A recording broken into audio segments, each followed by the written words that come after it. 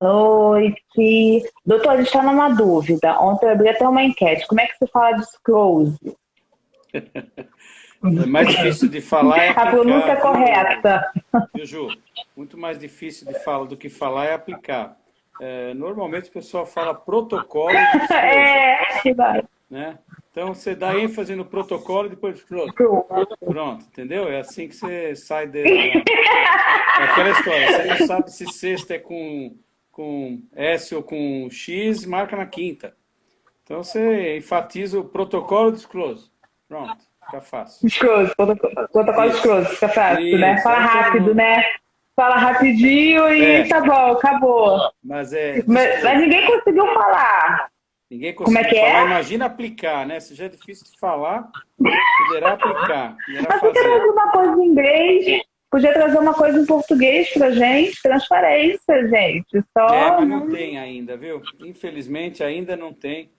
É, mesmo quando a gente fala de certificação, eles falam transparência nos resultados de eventos de segurança ao paciente, ou transparência na comunicação de eventos adversos. Acaba ficando um título muito grande, é muito mais fácil falar uma palavra só, todo mundo entende, né? Pelo menos o sentido macro, e acaba tá meio que consagrado, isso é bem novo, né? Mas já está meio que consagrado no nosso meio falar disclosure. E são vários, Disclose. né, os hospitais que já aplicam, que têm protocolos constituídos, alguns variando a questão, por exemplo, de quais eventos adversos que faz o disclosure, ou que situação que isso é feito, né? Se tem um time específico para isso. Então, tem um pouquinho de diferença aí entre as instituições, mas, de um modo geral, os grandes hospitais já estão aplicando esse protocolo e acabam usando o nome em inglês mesmo, porque fica meio que a forma com que é mais conhecido no mercado. Tá? Então, a gente não conseguiu ainda uma tradução, né? Protocolo de revelação, de descoberta, qualquer coisa do gênero, ainda não pegou. O que pegou acabou sendo o nome aí, o disclosure. Disclosure. Disclosure. Ah, protocolo disclose. Pronto. Isso. Rapidinho. Protocolo disclose. Não, ontem a gente tentou, mas eu falei, meu Deus, não sei falar isso não. O doutor fala diferente. Não é assim, a gente tá falando errado. Entendeu? Mas foi. Eu acho que já tem gente na sala, se a pessoa quiser começar. Vamos. Bom, vamos começando, eu não sei. Aí as pessoas vão chegando, né?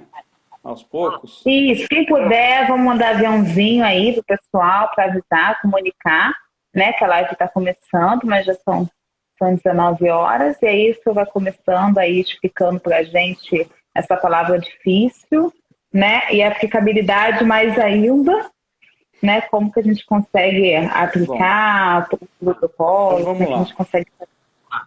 Então, basicamente, o disclosure, ele é a atividade, né, em que você comunica, você participa os pacientes e familiares à ocorrência dos eventos adversos. É isso, tá? Então, na verdade, não se discute ou não deveria se discutir se a gente conta ou não, mas como a gente conta, né?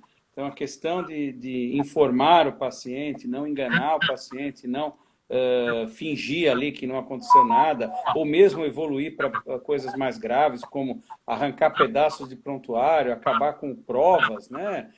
Mentir para o paciente, enfim, praticar atos que aí já vão para a questão mais até criminal do processo, ele é ponto passivo. Então, a maioria, a imensa maioria dos serviços no mundo já adota de alguma maneira, isso que eu estava falando agora há pouco para você, tem diferentes nuances, diferentes jeitos de fazer, mas, de um modo geral, a maioria dos grandes serviços concorda que há necessidade e que é importante e que é fundamental você praticar, de alguma maneira, o disclosure, né? Ao contrário de tentar enganar ou de tentar varrer para debaixo do tapete, né?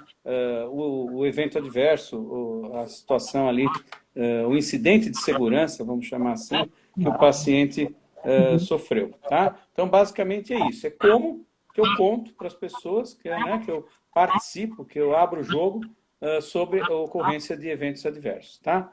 Então, ele é uma palavra, como a gente estava conversando, uma palavra que deriva do inglês, ele quer dizer lá no inglês descoberta, revelação, manifestação, qualquer coisa assim.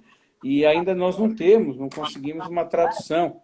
Eu entendo a aflição, né, de ter que usar palavra em inglês, mas acaba sendo o jeito que o mercado chama. Né? Ainda como eu havia dito que isso não esteja escrito ali, por exemplo, no manual da ONU, não tem a palavra disclosure, né? Porém, você encontra situação de necessidade de transparência, de comunicação dos eventos adversos, das situações, dos incidentes de segurança com o paciente.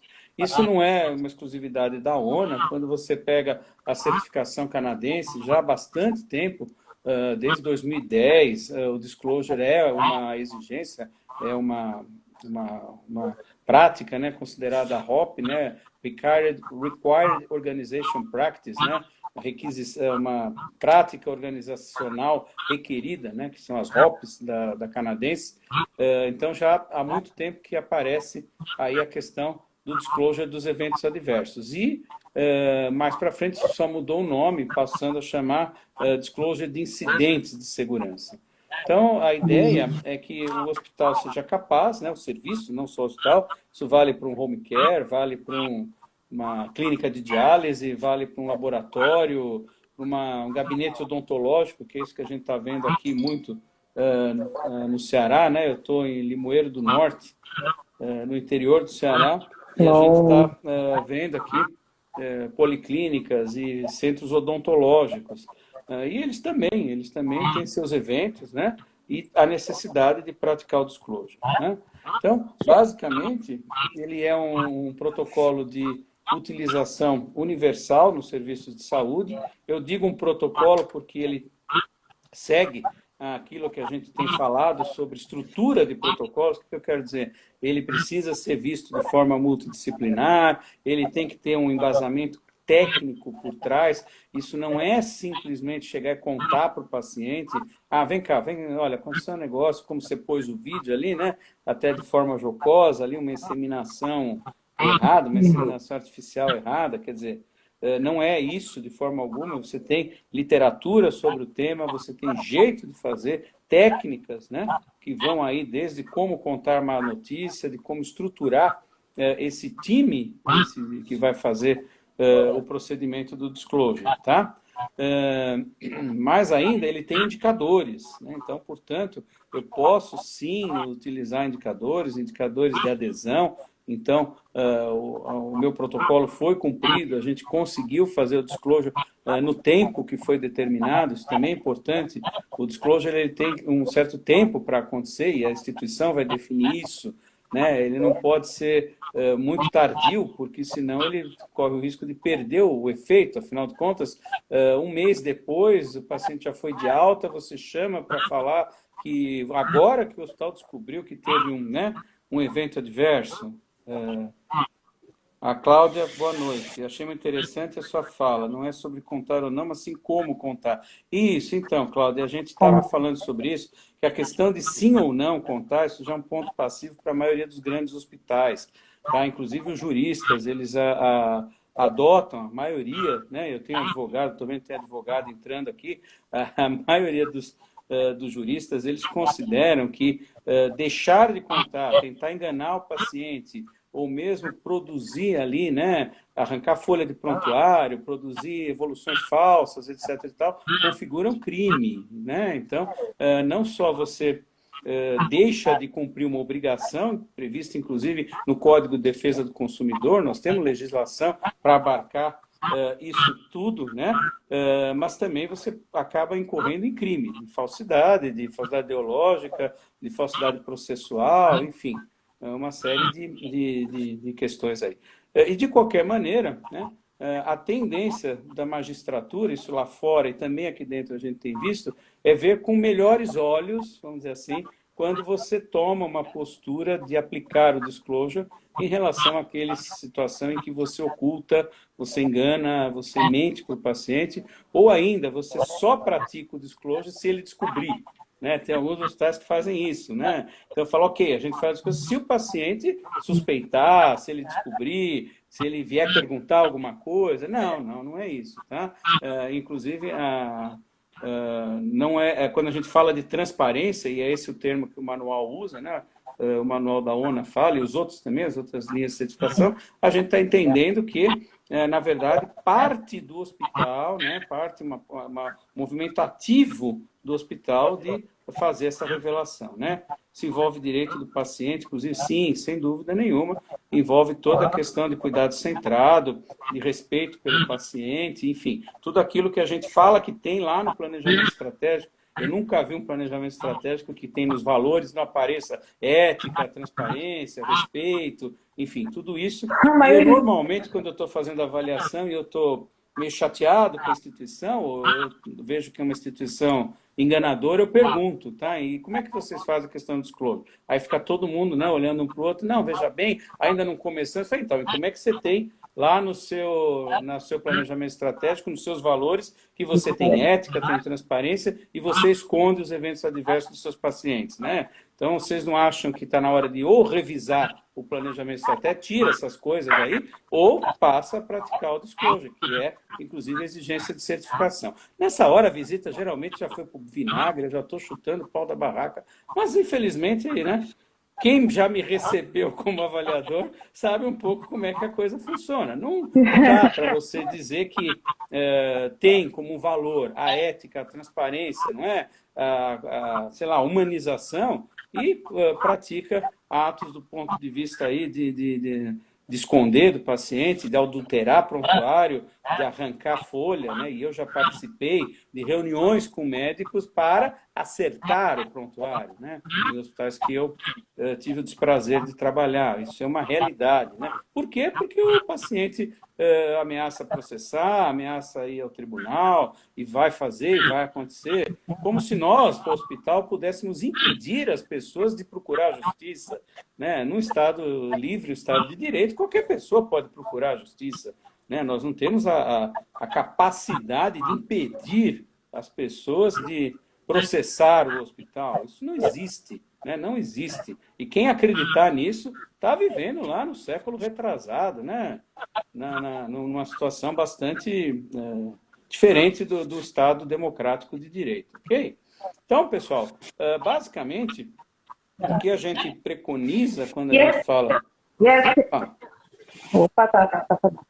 Oi? Tá me ouvindo? Caí? Não. Não vou cair hoje, velho. Hoje eu não voltou. Agora sim. Não, agora voltou. Não vou cair hoje. Hoje eu tô investido aqui de... Não, hoje não vamos cair. De responsabilidade. Hoje vamos cair. Então, pessoal, na verdade, o disclosure ele não vem do nada, né? Ele vem dentro de uma sequência de maturidade da instituição que começa lá quando eu mapeio o risco, né? As instituições imaturas, elas dizem que não existe risco. Elas não são capazes... Juliana, está com eco. É isso. Enquanto eu falo, você desliga o seu mic. Então, as instituições imaturas, elas não conseguem sequer perceber que existe risco, né? Então, você pergunta o que pode dar errado? Nada. Né? Vamos fazer mapeamento? Não precisa. Né? Aí, quando você fala, olha, existem situações que podem dar errado, pode acontecer, né? Aí alguém fala, é verdade, uma vez já aconteceu. Eu ouvi dizer, pode ser. Então, começa a cultura de, ok, nós temos, sim, situações de risco, coisas que podem acontecer aqui dentro da instituição, e é importante mapear. E é importante mapear e notificar. E aí vai uma outra, vamos dizer assim, faixa de maturidade. São aquelas instituições que, ok, admitem que existe o risco e notificam os eventos, né? Então, não tem aquela situação em que eu vou esconder o evento, eu vou camuflar. Não, eu tenho, ao contrário, um sistema, uma ferramenta, uma cultura, né, de notificar o evento, tá? E aí eu vou perceber, a partir das notificações, que esses eventos não são culpa das pessoas, na maioria das vezes, né? Esses eventos são culpas do processo, que levam as pessoas a errar. São processos inseguros, mal desenhados, feitos de forma, vamos dizer assim, que dependem da atenção das pessoas, e a gente sabe que as pessoas não prestam atenção, é na natureza humana não prestar atenção, e quem tem dúvida disso, existe um negócio chamado engenharia de fatores humanos, né? Não são de causas humanas, engenharia de fatores humanos, que justamente vai mostrar que nós somos falíveis, todo mundo erra, né? É da natureza humana a falibilidade. Então, se o teu processo é muito importante e ele está dependendo do humano prestar atenção, velho, você vai ter problema, né? Ali você tem um ponto de forte tendência a acontecer o evento, o erro, né? E consequência para o paciente. Então, a curva de maturidade passa pelo entendimento da instituição que ocorre, que precisa ser notificado e que não é necessariamente culpa de ninguém, é culpa do processo. Então, não adianta mandar embora o técnico, o enfermeiro, o médico, quem quer que seja, não adianta, porque o que entrar no lugar dele vai fazer exatamente a mesma coisa, ok? Que o processo está mal desenhado. E aí vem uma outra camada de maturidade, que é justamente garantir que eu vou reparar isso, né? Eu vou consertar isso. E consertar significa levantar o paciente que caiu do chão, significa reoperar porque você esqueceu coisa dentro da barriga da criatura. Enfim, você tem que tomar medidas e contar para o paciente, fazer o disclosure, trazer ele de volta à sua confiança, tá? O disclosure é, antes de mais nada, uma grande oportunidade para se estreitar a fidelização e o vínculo do paciente com a instituição. E não o contrário, não é aquele momento em que eu vou, pronto, vou perder o paciente, vou gerar provas contra mim mesmo, e daqui a ladeira abaixo é tribunal, é milhões de indenização. Não, isso tudo é fantasia. Fantasia, né, de gestor que faz coisa errada, né, que tem outras coisas erradas por trás, às vezes até muito mais do que o erro que foi ali acontecendo, né? Então ele sonega imposto, ele suborna fiscal, ele faz uma série de irregularidades, e aí o problema é o disclosure. Lógico que não, velho. Né? Você tem muito mais coisa por trás, né? Nesse mato tem coelho.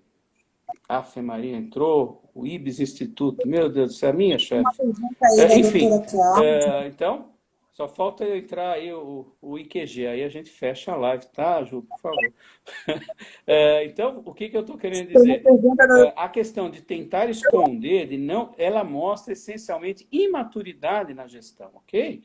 Então, e são camadas, são fases. A gente não adianta chegar no primeiro instante e falar, pessoal, vamos fazer disclosure de tudo. Não. São fases, são evoluções, isso vai acontecendo aos poucos, tá? Maturidade institucional. E lá a ONU, ela mede essencialmente aquele nível 1, 2, 3, ok, segurança, integração do processo, excelência, mas mede maturidade de gestão. E vale para todas as certificadoras, né? Para todos os modelos. O que a gente procura é que a instituição demonstre ciclos de maturidade, né? De melhoria que acontece espontaneamente, de foco na qualidade, na segurança, na experiência do paciente e, efetivamente, cuidado centrado. Se você não consegue nem perceber que existem situações de risco na sua unidade, na sua instituição, que deverá contar para o paciente que aconteceu um problema. Realmente não cabe, né? É completamente fora da casinha. Você não consegue nem perceber o risco lá acontecendo, mapear esse risco, que deverá notificar, tratar essas situações e efetivamente informar ao paciente, né? Então, isso está dentro de um combo, não é? Ele não sai do nada, o disclosure. A gente precisa ter todo esse arcabouço de segurança do paciente estabelecido, para aí sim pensar na questão de como fazer o disclosure. A Cláudia pergunta aqui, na sua opinião, em quais situações a presença do médico da revelação não é indicada ou isso não existe? Depende, né? Tem hospital que, por exemplo, cria seu time de disclosure, né? De qualquer forma, o médico tem que ser informado, minha opinião, e é o que mostram os trabalhos. O dono do paciente também merece saber o que aconteceu. Se é que não foi ele o responsável, né? A pessoa ali que está notificando, que está informando. Que, pasmem, pode ocorrer notificação de evento por médicos. Vocês acreditam que isso acontece? Acreditem, acontece, tá? Então, hospitais de grande maturidade, o próprio corpo clínico é capaz de fazer notificação de eventos adversos que envolvam ali a sua assistência, tá? E isso é um sinal também de grande maturidade dentro da instituição. Então, o passo a passo, né? Então, quem vai fazer, como vai fazer, vai depender muito da questão o modelo de protocolo que a tua instituição vai adotar. O que eu estou querendo dizer? Para começar, a maioria dos grandes hospitais falou o seguinte, olha, faremos disclosure de casos de óbito e casos de evento adverso grave. Talvez inclua os moderados. Vamos fazer uma salinha para conversar com a família. Vamos treinar as pessoas, né, os diretores, os gerentes, assistente social, psicóloga, enfim, um time para fazer essa abordagem. É um jeito de pensar, tá bom? O disclosure é utilizado somente para incidentes com pacientes? Não, você pode usar o disclosure para fazer, por exemplo, questão com acompanhantes, com situações que você tenha, mas ele não é uma ferramenta para não conformidades, tá? Então, nós não usamos esse termo, por exemplo, se a farmácia atrasa para entregar medicamento, isso não chega a ser um impacto para o paciente, mas é dentro dali do seu serviço, uma não conformidade de processo, quando você faz essa reunião de alinhamento, de SLA, etc. e tal, não se fala de disclosure, né? Então, ele é realmente utilizado para as situações, os incidentes de segurança com o paciente, ok? Então, a gente sempre tem que entender que o disclosure ele vem junto de um sistema, então a notificação é fundamental. Eu preciso ter ferramentas de notificação robustas na minha instituição. Essa notificação pode ser feita, inclusive, por pacientes e acompanhantes. Isso é o mais legal que eu tenho visto. Fui visitar o hospital enquanto consultor, e eles têm alguns sistemas na parede que tem um código de QR Code, que o paciente mira a câmera ali e entra num portal onde você pode estar fazendo uma notificação. Claro, vai poder fazer outras coisas, reclamar, enfim, se manifestar, mas pode sim notificar evento adverso que aconteceu com você, com o seu parente ou com alguém que você viu, né? Então, eu fui no banheiro público ali e encontrei um paciente caído, né? Então, ajudei a levantar, descobri que era o paciente do quarto 304. Quem vai notificar isso, velho? O paciente foi no banheiro do corredor, de repente, não do quarto, e caiu, né? Se ele próprio não notificar, nenhum colaborador viu, não é nem má vontade, não tem nada de errado, de mal, mas essa notificação vai se perder, então pode acontecer do próprio paciente ou ainda do colaborador, de outro paciente, fazer essa notificação. É bem interessante esse sistema. Então, a gente fala, a notificação tem que ter a boca larga, né? Um funil de boca larga, e depois isso aí vai drenando, vai, né, peneirando aquilo que realmente faz sentido e vai agregar, vai mudar comportamento. Então, diante da decisão institucional, né, vamos fazer o disclosure, né? Então, quais são os casos, quais situações, quem vai fazer, esse time precisa ser treinado, né? É um time que precisa ter simulações, né? E aí vem uma questão de técnica, de como fazer, né? Então, veja, a gente não discute nem se vai fazer ou não, vai fazer. O que pode discutir-se em que amplitude, né, em que nível. Então, o diretor do hospital vai participar de todo o Near Miss, de um disclosure de Near Miss? Talvez não. Talvez não, com certeza não vai ter perna, não vai ter como para fazer isso. Vou fazer disclosure de Near Miss? Pelo manual, a resposta é sim, né? O manual fala de transparência em incidentes. Incidente é lá a primeira perninha da taxonomia. Do incidente sai o evento, sai o Near Miss, sai a circunstância de risco. Então, pela taxonomia, né, da ONA. Então, quando eu estou falando de incidente, eu estou falando sim, eu deveria fazer disclosure de Near Miss. Acontece? Juro por Deus que nunca vi. Mas, enfim, quem vai fazer se o meu hospital opta por esse modelo? É o diretor-geral? Talvez não, com certeza não. Você não vai fazer outra vida a não ser fazer isso. Bom, mas é um caso grave de óbito, talvez ele tenha que participar realmente. O gestor médico, o diretor técnico, a enfermagem, não é? E o ideal, sim, viu, Ju? É importante que seria ter um time de pessoas treinadas para fazer isso, tá? Isso tem técnica de fazer, isso é extremamente desgastante para a equipe, tá? Aí vem a discussão se você inclui ou não no disclosure a segunda vítima, todo mundo sabe o que é segunda vítima, né? Então, é aquele colaborador que participou, de alguma maneira, mais direta do evento, então, é aquele que efetivamente aplicou a injeção incorreta, ligou o soro inadequado, aquele que fez a cirurgia e, sei lá, esqueceu o material lá dentro, enfim, ele é chamado a segunda vítima. Quem é a primeira? Obviamente, é o paciente. Esse colaborador é a segunda vítima, né?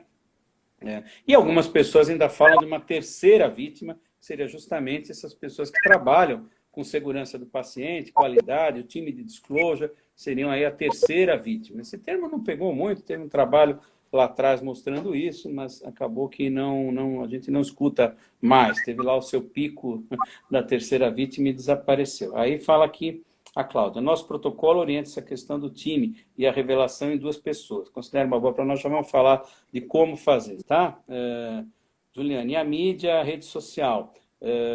Ok, ela tem a importância, mas a ideia é que, independente ou antes de, ou não por causa da rede social e da mídia, que seja feito o disclosure. O disclosure ele é feito porque o evento ocorreu, né? Não é porque ele caiu no Facebook, né? Esse é o conceito. Ainda que algumas redes de hospitais, que a gente não vai falar nome, né? Porque não se fala, eles têm sim lá na sua ferramenta de notificação, se esse paciente sabe, ele percebeu o evento, se ele ameaçou ou sinalizou o desejo de ação judicial e se ele sinalizou o desejo, a vontade de publicidade, né? De colocar isso na rede social de alguma maneira. Então, quando esse flag é acionado, isso evidentemente é aquele evento que pode até ser um evento com dano secundário, pequeno, grau leve, enfim, ele ganha projeção sim, tá? Então, existem ferramentas para esse tipo de coisa, para esse olhar, né, mais preocupado com mídia social, que é a realidade da nossa vida atual, né? Então, mas enfim, voltando ao que a gente estava falando antes, a ideia é que você documente muito bem o que aconteceu, né? Essa documentação do evento, que é a própria notificação, já não deve conter a ideia de que existem culpados, né? De que não praticar generalizações, não usar suposições, né? Então, narrar os fatos, o que realmente aconteceu, e não as inferências. Olha, sempre esse colaborador faz muito bem o trabalho dele, não sei o que aconteceu, ele deve estar muito cansado, ele deve estar muito sobrecarregado, porque, afinal de contas, a nossa unidade está com um excesso de... Velho, tudo isso daí é blá, blá, blá, tudo isso aí não entra, tá? Tudo isso é inferência, ok? Tá? Aí você tem a questão de documentar bastante claramente, né? Usar a ferramenta oficial do hospital e aí sim, dentro de um protocolo, acionar o time de disclosure, se for essa a solução que o hospital opta, e fazer a técnica, né? A técnica parte do pressuposto que eu, hospital, vou tomar a iniciativa do contato. Isso é absolutamente fundamental, tá? Então, a Ju caiu, mas eu não caí, eu acho que não.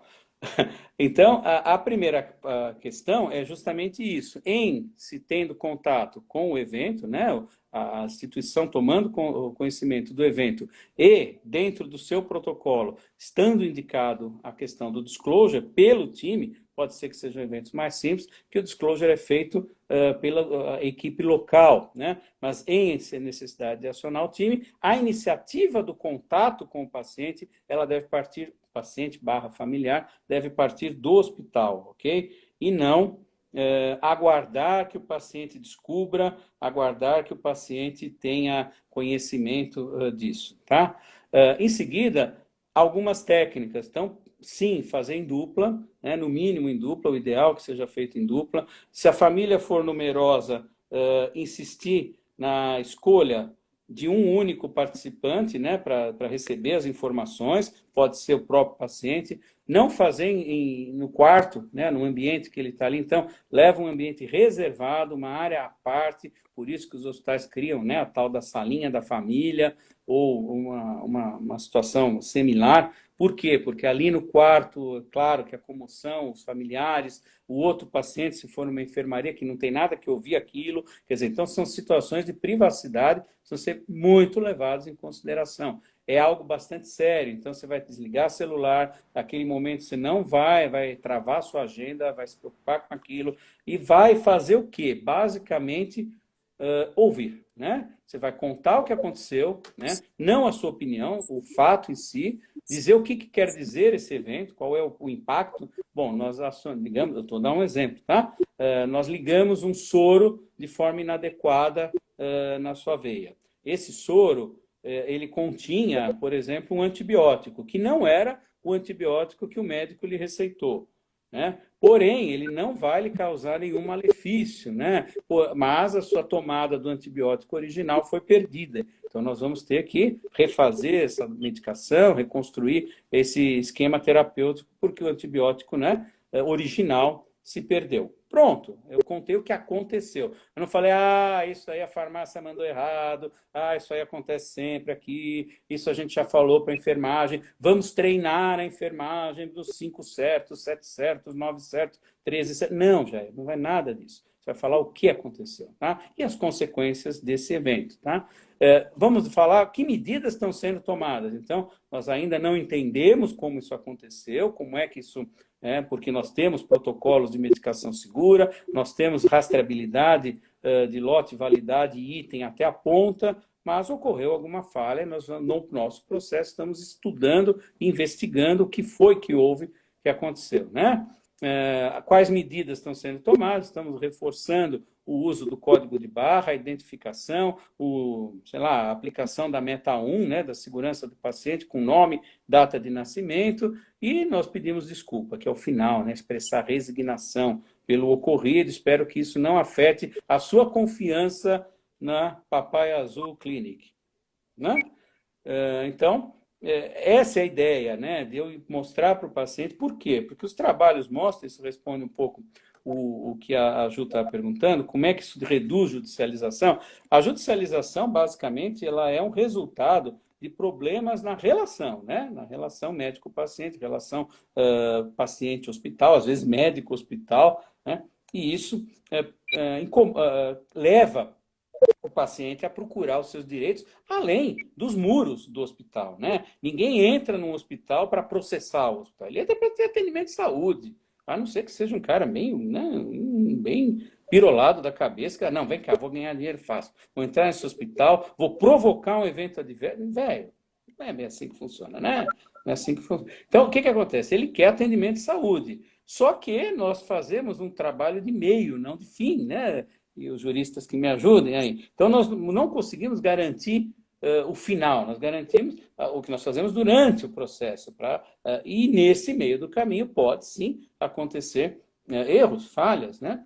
E isso, quando acontece, os trabalhos mostram que o paciente está interessado em saber o que é que aconteceu, né? Como que aconteceu e como que vai evitar de acontecer de novo, com ele e com os outros, né? Porque, afinal de contas, ele está ali pondo a vida dele na nossa mão.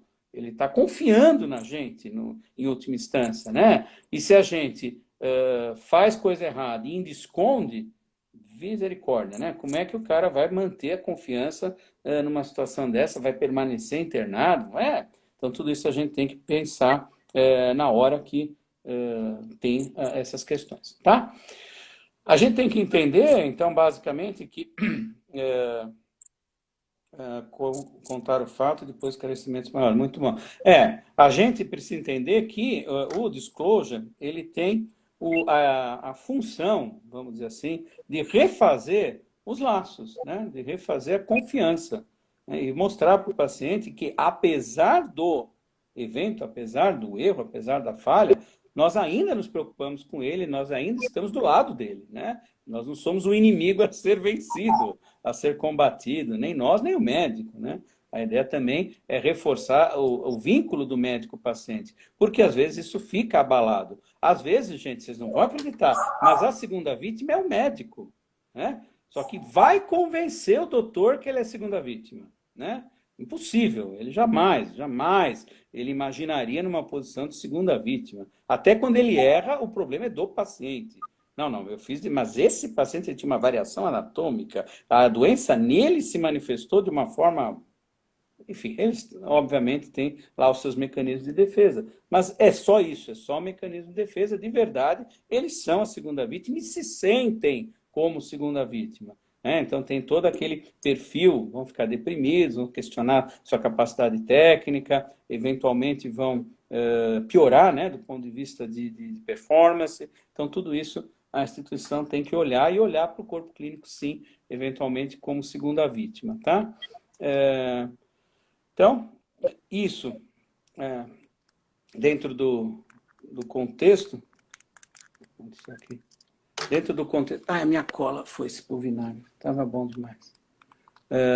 A gente sempre encabeça aí uma certa investigação, e vocês conhecem as ferramentas, né, de avaliação de eventos. Então, a gente usa Ishikawa, a gente usa os porquês, né, os 5 porquês, a gente usa protocolo de Londres, né, que é bem sofisticado, bem interessante, determina uma timeline lá dos eventos. Enfim, a gente investiga isso. Importante que o paciente acompanhe, de certa forma, essa investigação. Claro, talvez ele não vá lá participar das oitivas, participar, né, da discussão, mas sim, a gente acompanha, dá feedback para o paciente daquilo que nós estamos fazendo e quais as providências o hospital está tomando para melhorar seus processos a partir daquele evento. E é claro, todo mundo vai lembrar da historinha da bailarina lá do Einstein, né, que eles fizeram a barbeiragem com a menina, e isso virou um case de sucesso, uma tremenda volta por cima, tem estátua, tem tudo, enfim. Por quê? Porque justamente tiveram ali a maturidade de conseguir entender o evento adverso como uma oportunidade de melhoria. Melhorar o quê? Melhorar os processos, gente, sabe? Não é mandar a gente embora.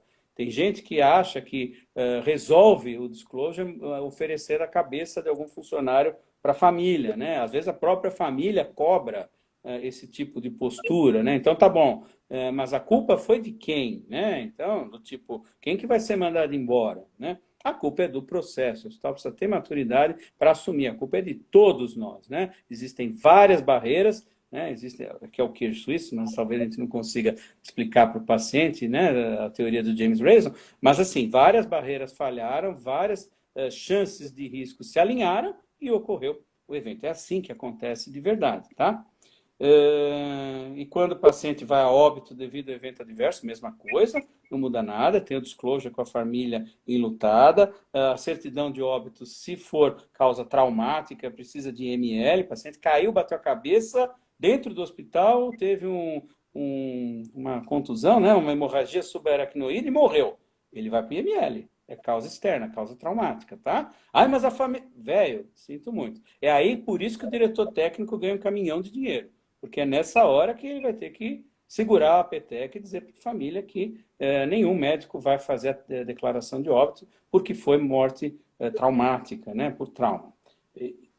Ótimo momento para a briga, né? Então já se prepara, porque é aí que o bicho vai pegar.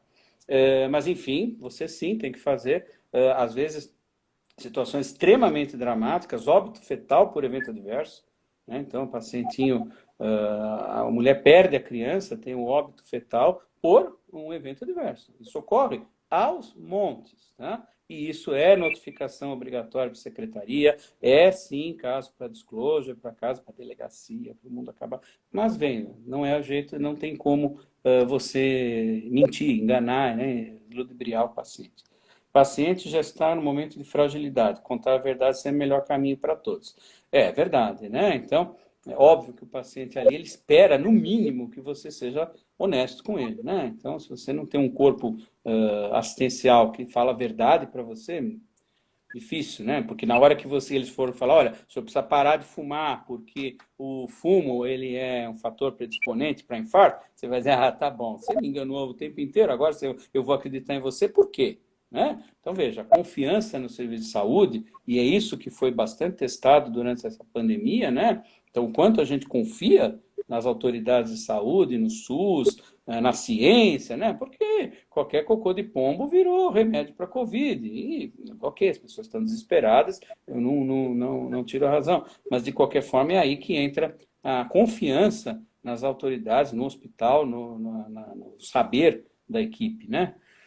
Muito bem, então o que vai mudar depois? A gente vai rever até se bobear a nossa matriz de risco, aquela que a gente fez lá atrás no processo, que a gente falou que era um risco, o evento, né? Que era um risco que não é raríssimo, não acontece nunca. Bom, aconteceu, velho. Então vamos rever essa matriz, vamos rever nosso processo. Vamos rever, por exemplo, plano terapêutico, que talvez não esteja sendo feito, ou está desatualizado, ou está um copia e cola, todo paciente tem o mesmo, né? E, de verdade, vamos rever ferramenta de comunicação com esse paciente, com essa família, porque lá pelas tantas a transição de cuidado pode estar frágil, e daí é que veio, né, a comunicação responde por um quinhão importante, tem trabalho da Joint mostrando isso, que a comunicação é um fator importante na ocorrência do evento. Então, nós vamos trabalhar, sim, planos de ação. Plano de ação, gente, é barreira estruturada, é barreira robusta. Não vale treinamento, conscientização,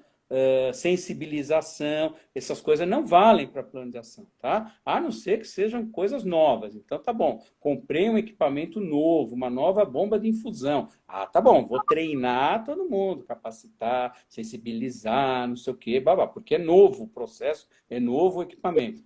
Já é aquilo que todo mundo faz, e por questões de processo não está rolando, não é treinamento que vai resolver. Nós precisamos interpor novas barreiras, tá? Barreira de sistema, dupla checagem, gente mais olhando, auditorias, enfim, eu vou ter que botar a fatiazinha de queijo aí para que esse risco, né, esse perigo não vire evento, se torne mais raro, né? Garantia a gente nunca consegue, mas se torne mais raro, tá bom? E o que a gente faz com quem errou, né?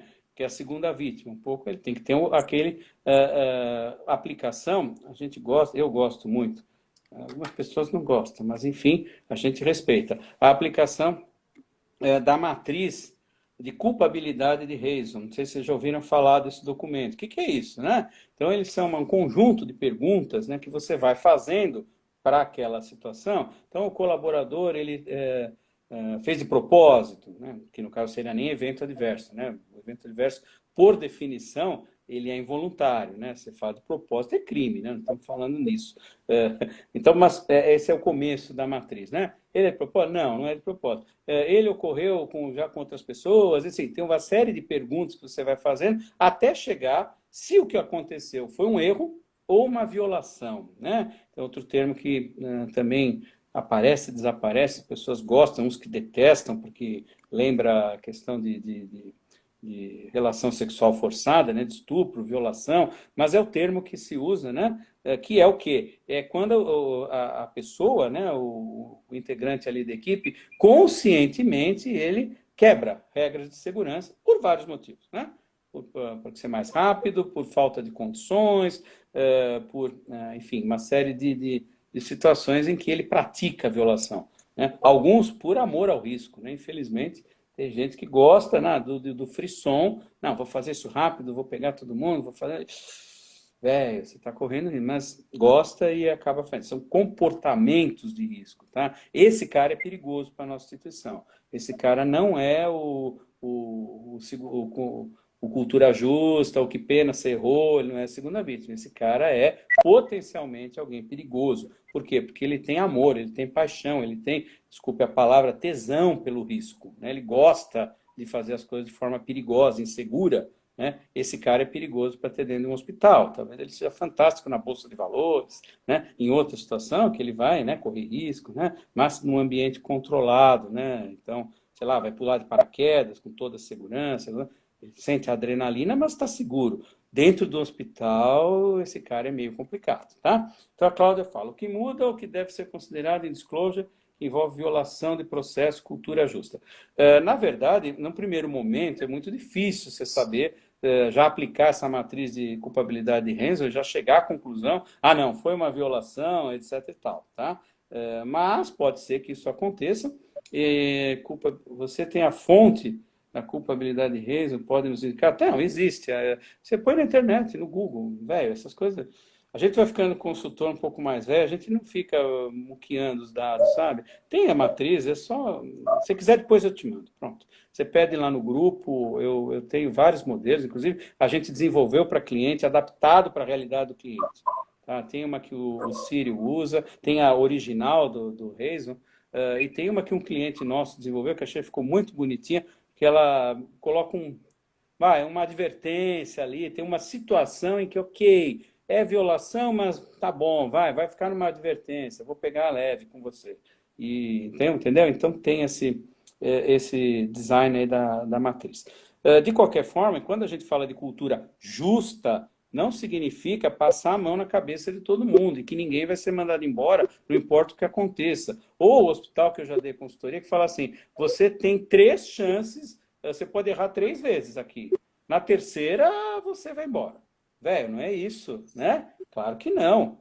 Né? Você não vai matar 3 pessoas para aí alguém falar, olha, eu acho que você tem um comportamento inseguro, viu? Eu acho que o que você está fazendo não é legal ainda. Velho, não é lógico que não é isso. Então, você vai aplicar a ferramenta, pode ser a matriz, pode ser qualquer outra ferramenta, no sentido de se ter uma cultura justa. Ou seja, errou, está dentro do erro do humano, que os humanos erram, ok, você é a segunda vítima, você vai ser tratado dessa forma. Você praticou um ato inseguro de forma consciente, violou regras de forma consciente, velho, você não é uma segunda vítima, você é um perigo para a instituição, ok? E para os pacientes. E sim, isso aparece no disclosure e vamos lutar juntos, né? De repente, não é porque você identifica comportamentos inseguros na pessoa que você se acha no direito de esconder do paciente, né? Então, a questão do disclosure, ela já passou por esses eventos. Claro que, num primeiro momento, é difícil você chegar para não fazer. Mas, como eu disse, o paciente acompanha o percurso, né, do desenvolvimento, da investigação do caso, etc. e tal, eventualmente ele vai se deparar com essa situação e vamos lutar junto, eventualmente num processo, no que quer que seja, porque, de certa forma, o hospital é, sim, responsável por aquele colaborador que está lá. Ele passou o processo de seleção, ele passou um processo de treinamento, ele passa por processos de avaliação de desempenho, e como é que ninguém falou que esse cara gosta de, sei lá, checar todo o plantão no final do plantão, né? Que ele nem olha na hora o que ele está dando ou não de medicação, chega lá no final, ele pega a pranchete, ó, carimba todo mundo, e área, vai embora. E aí tem gente que não tomou, outro tomou, tinha que ser bolado, etc. Isso é um comportamento inseguro, ok? Pode não acontecer nada, mas pode acontecer uma superdosagem, uma subdosagem, um problema para o paciente, ok? Esses são os tais das práticas inseguras. Ou, continuando na linha da medicação, que eu sei que tem farmacêutico no pedaço, vem tudo saquinho da farmácia, aí eu abro os saquinhos todos em cima da bancada, jogo tudo numa bandeja de inox e vou pondo etiqueta de esparadrapo com o número do leito do paciente, né? E adeus, meta 1, meta 3, meta não sei das quantas, vai tudo pro vinagre. É claro que não lavo a mão nesse processo, ainda fico conversando, falando do jogo de futebol, da novela nova que começou, enquanto estou preparando ali a medicação. O que é isso? Circunstância de risco, comportamento inseguro, violação das regras, se é que o hospital tem alguma regra sobre preparo seguro, dispensação, aplicação segura de medicamento, né? Se o hospital não tem nada disso, velho, então, né? Se acerte comigo e dê graças a Deus. Então, normalmente o que a gente acaba percebendo que por que é tão difícil? Basicamente porque as instituições têm muito medo, né? O primeiro medo, obviamente, é da ação judicial. A gente tem, a gente que eu falo são os hospitais, ela tem algumas judicialicities, né? Então, medo do judiciário, medo de advogado, talvez por falta de bons advogados que apoiem a prática dentro do hospital. Isso é uma coisa que a gente sente falta. Estou falando enquanto gestor, faz tempo que eu não dirijo hospital, mas enquanto eu dirijo hospital, o que eu senti é muita falta de um apoio jurídico decente, né? Não daquele cara que fica te botando pilha, te botando medo, né? E você fica preso e ele fica vendendo serviço, né? Fica vendendo consultoria, fica vendendo trabalho. Então, um advogado que realmente te diga, olha, os direitos do paciente, os seus direitos também, né, como prestador de serviço, o que tem que ser feito, como isso deve ser feito, e sem aquele medo de, ah, meu Deus, eu vou, né? Eu vou ser processado, né? Então, talvez seja, né? Isso faz parte, as pessoas têm direito de buscar a justiça, isso não é o fim do mundo, né? Mas é obviamente que isso vai ser para uma análise de um juiz, e dentro dessa análise, se você teve boa fé, se você revisitou o protocolo, se você reconstruiu a base de confiança, você fez o processo de disclosure, você efetivamente tratou, vamos dizer, a causa, obviamente que o juiz não vai ser, né, insensível a tudo isso, e ainda que lhe aplique uma punição, certamente vai ser muito menor do que se você adulterou o prontuário, mexeu, né, tentou esconder e brigou com o paciente. Judicialmente é muito relevante a forma com que o hospital se manifesta. Lógico, né? Lógico. Então, isso, a pessoa não o hospital não pode ficar numa posição de, não sei o que aconteceu, não vi, não sei de nada. Eu estava agora há pouco, foi muito interessante, lá no LinkedIn, né? Eu gosto agora de ficar comprando umas brigas no LinkedIn, que o coleguinha jurista, né, o advogado, ele estava falando sobre alta pedido, né, esse elemento considerado alta pedido, né? E aí, lá pelas tantas, no final dele fala. Lá no fim ele fala, olha, do ponto de vista para a segurança jurídica do médico, o melhor é que haja evasão. Aí eu não me aguentei, né? Falei, não, velho, peraí, como é que é isso? Então eu vou fazer de conta que o meu paciente foi embora, porque é de conta, né? Um grande hospital, hospitais minimamente organizados, não existe evasão. Como é que o cara foge de uma UTI? Né? Ele passa pelas câmeras, passa pelo segurança, passa pela catraca, passa pela equipe de enfermagem. Todo mundo ele passa, ninguém viu. Ele fugiu. Né? Meio estranho, né? Você ter uma evasão clássica. Evasão é fuga, né? Talvez lá no PS, eu acabei de atender, dei o atestado, eu pedi para ele tomar uma medicação, ele faz um somebody love, segurança, ele vai embora. Tá bom, isso até pode ter, tá? Pode ter, isso ter. Então, o que acontece, de verdade, é uma alta contrária à decisão clínica. O médico não quer dar alta para esse paciente, mas ele quer ter alta, não é? E aí vem toda uma discussão filosófica, política, jurídica, existencial, se pode, não pode, etc. Mas, de qualquer maneira, não dá para dizer que é melhor que o cara vá de evasão, que o cara fuja, ou que eu faça de conta, deixa a porta aberta. Olha, pessoal, vamos todo mundo olhar para lá que o seu Zé vai embora. Velho, esse cara vai sem receita, sem orientação, sem nenhum tipo de cuidado, né? Nenhum tipo de garantia, de continuidade de cuidado. Ou seja, eu estou fazendo uma prática, não adianta tentar convencer, né? Mas, pensando aí, né, de uma forma mais de segurança jurídica para o médico, especificamente, foi o que o colega sugeriu. Achei bobagem, tá?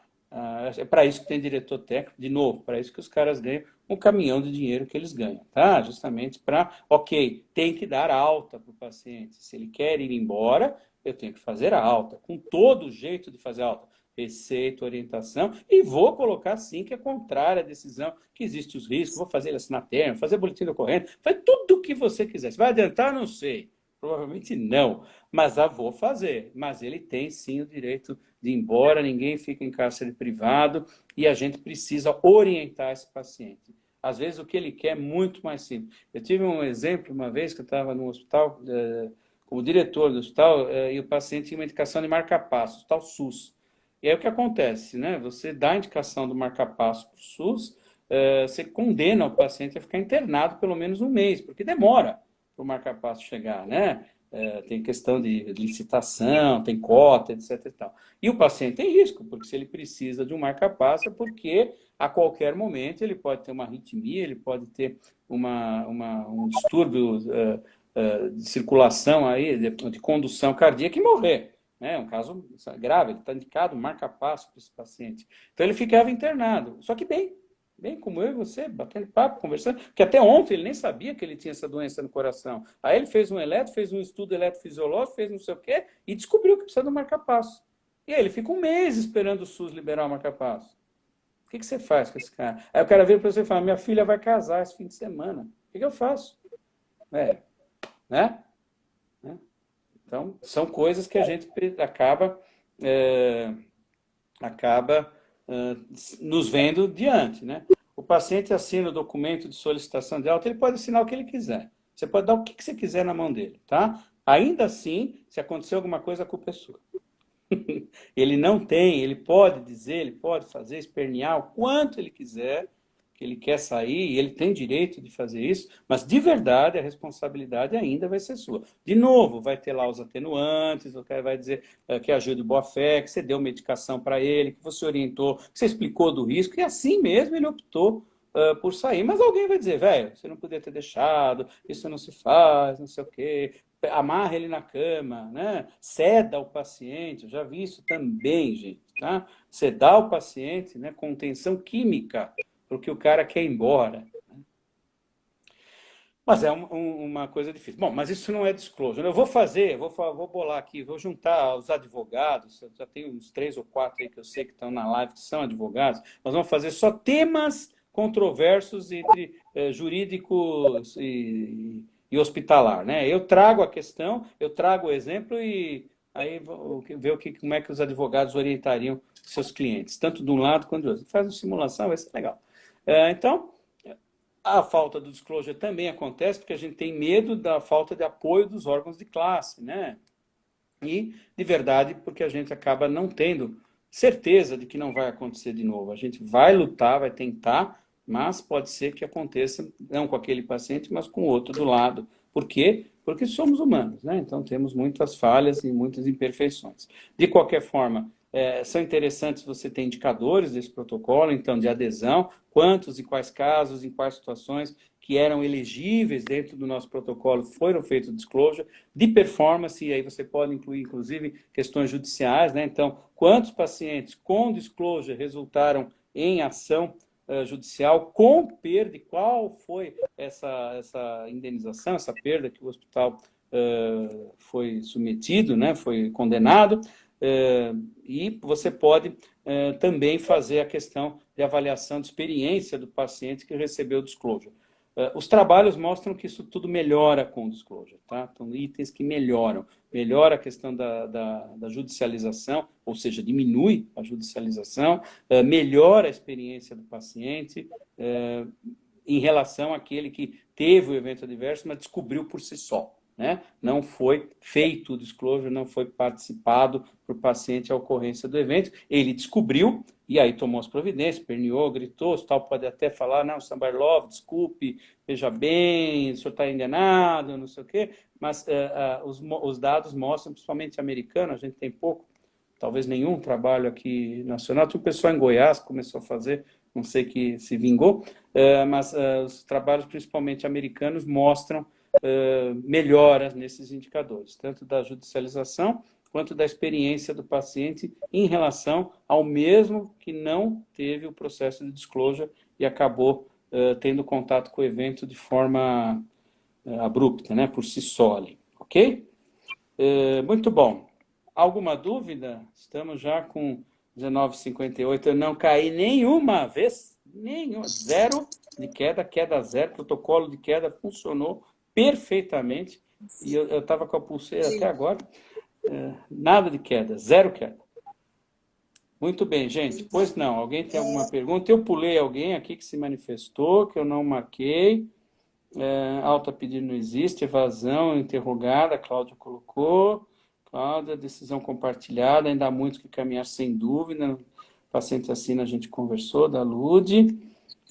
Alguma outra questão? Ju?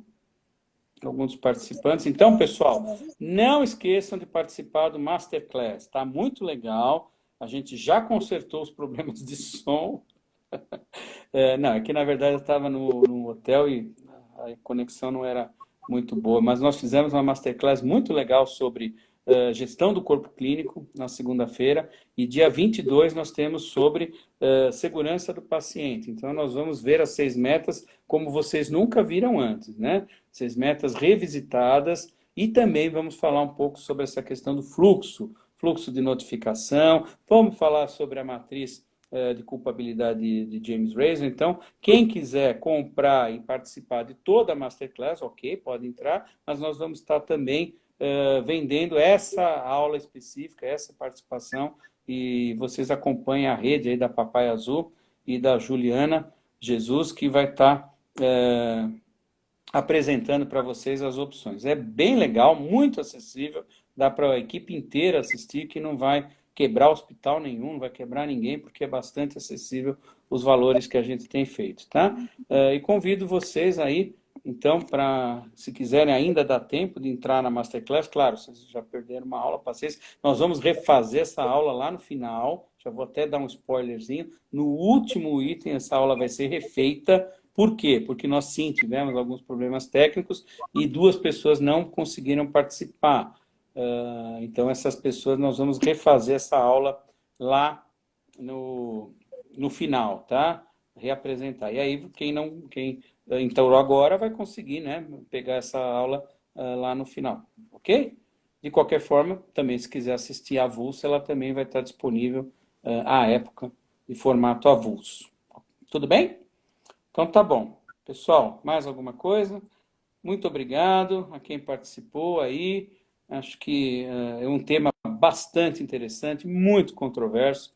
Ainda dá muita briga, né? A gente ainda tem bastante dificuldade em entender e desenvolver um protocolo de disclosure robusto, que seja fácil, tranquilo. O treinamento não é simples, porque envolve muitas vezes a prática de simulação. Tem a questão de, ok, como dar más notícias, tem um treinamento para isso.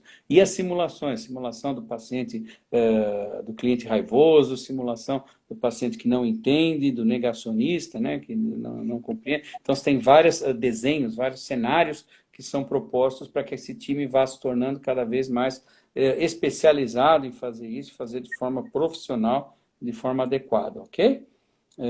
Então, acho que era esse o recado. E o protocolo do disclosure, a tendência é que isso se torne o dia a dia da instituição. A gente vai, sem dúvida, a partir do manual 22, isso começa a ser cobrado de uma forma muito mais efetiva, né? Principalmente falando aí de certificação. Hoje isso está lá restrito, ou praticamente restrito ao nível 3, e assim mesmo, ainda com... A gente sabe que as entidades, né, que as organizações têm muita dificuldade numa implementação mais generalizada. Ok? Tudo bem? Então tá bom. Grande abraço, uma boa noite e bom trabalho para todo mundo aí. Valeu.